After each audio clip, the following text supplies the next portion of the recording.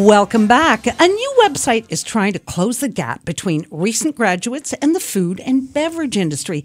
Joining us now is Nicole Gallace, the driving force behind FoodGrads.com. Welcome to What She Said. Thank you very much for having me. Now, you're an HR professional, and you saw the need to create a focused platform after speaking with various food industry professionals.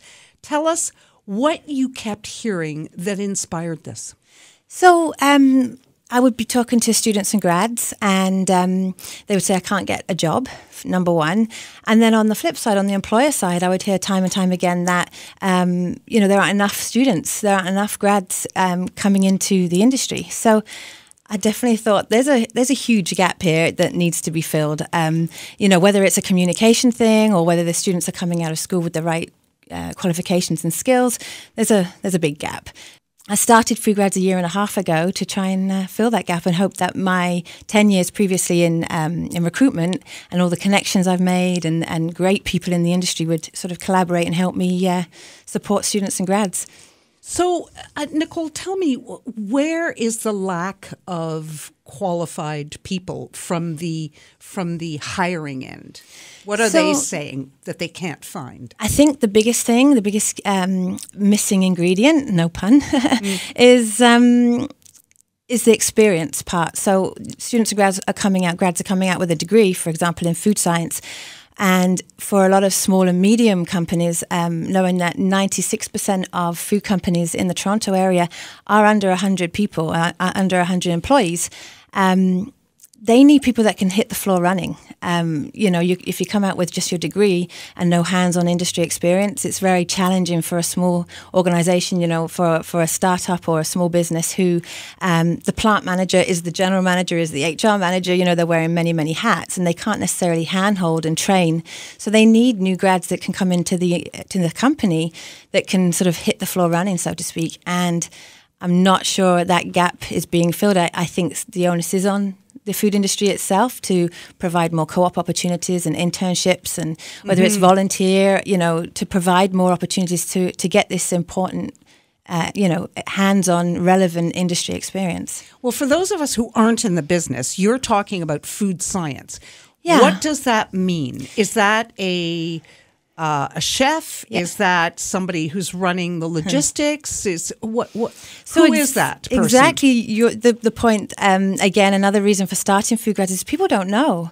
When kids think about a career in the food industry, they think of chef, and I think the Celebrity Chefs Food Network have done a fantastic job of making that look like an amazing career, which it is. But there's so many more opportunities, career paths in the food and beverage industry.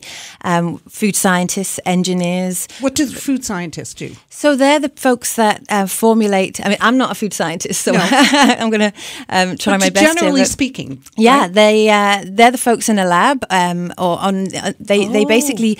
So what a chef makes, they will take that recipe and create a product so that it can be made into the mass scaled. Yes. Yeah, so that it's. What about an engineer? So a food engineer.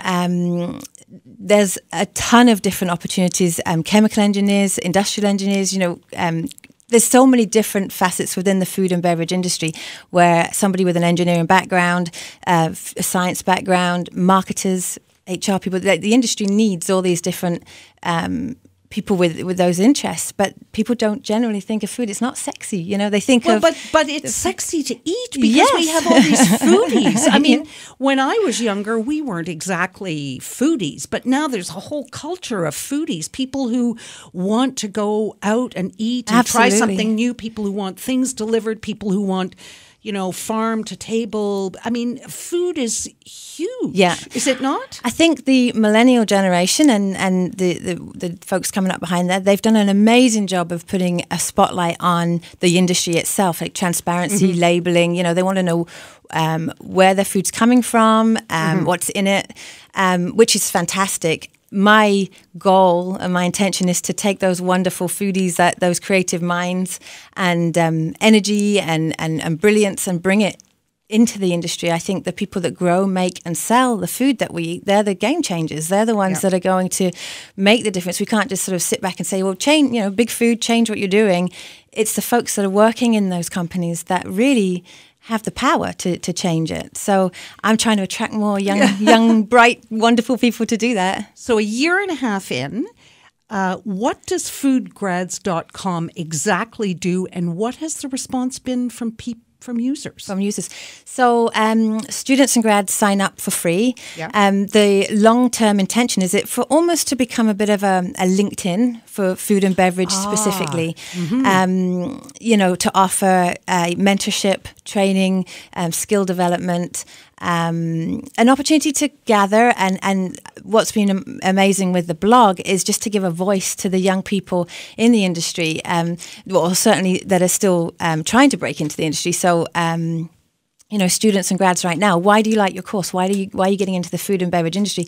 And they're the most passionate people, and I think their voice, their story will attract other young people. I mean, people listen to their peers.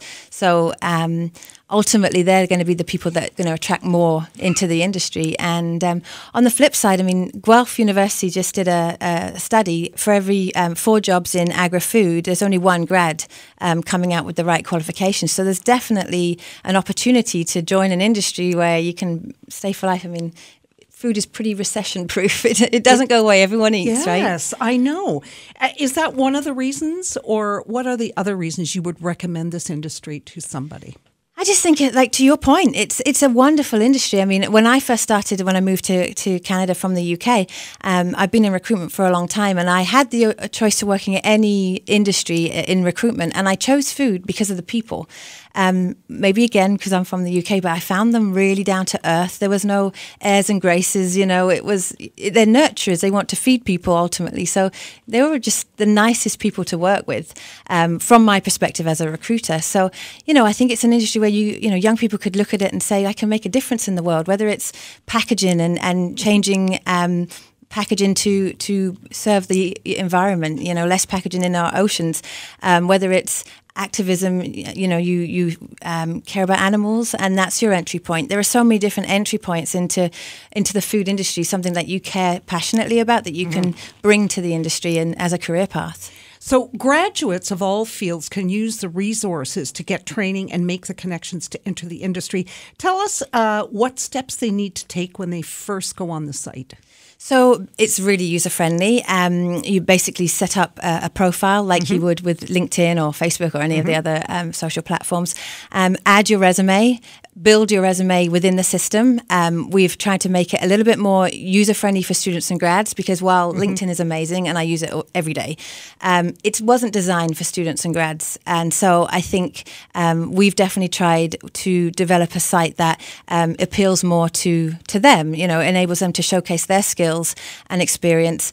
I mean, it's very hard to go on LinkedIn and it says, what are your skills? Well, you're a new grad, It's hard, right? Yeah. It's really difficult. And so, again, through the platform, through foodgrads.com, I want to encourage students and grads to work with me as well. I mean, we're non-funded. It's a startup, so any help is amazing. And so I'm looking at students and grads saying, what do you want to do when they come to me? And whatever their passion is, I've got a few right now.